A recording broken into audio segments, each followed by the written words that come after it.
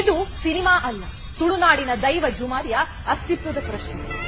ದಕ್ಷಿಣ ಕನ್ನಡದ ಬಜ್ಪೆ ಗ್ರಾಮದ ನೆಲ್ಲಿದಡಿ ಬಿಟ್ಟು ಚೌಟರ ಮನೆಯ ದೈವ ಜುಮಾರಿಯನ್ನೇ ಎತ್ತಂಗಡಿ ಮಾಡಲಿಕ್ಕೆ ಬಂದಂಥ ಕಂಪನಿಯ ಅಧಿಕಾರಿಗಳು ಸುಟ್ಟು ಕರಗಿದಂತಹ ಕಥೆ.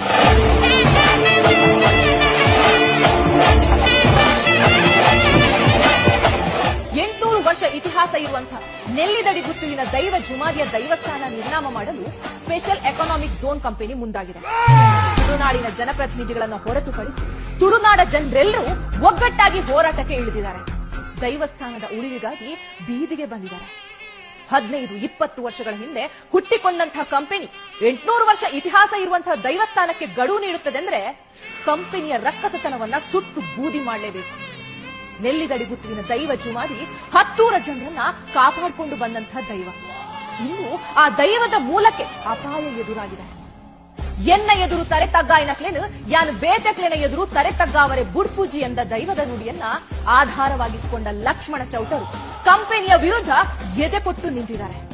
ಅವರ ಬೆಂಬಲಕ್ಕೆ ನಾವು ನಿಲ್ಲೇಬೇಕಾಗಿದೆ. ಹಾಗೆ ಸ್ಪೆಷಲ್ ಎಕನಾಮಿಕ್ ಝೋನ್ ಕಂಪನಿಯ ಅಹಂಕಾರಕ್ಕೆ ಪಾಠ ಕಲಿಸಲೇಬೇಕು.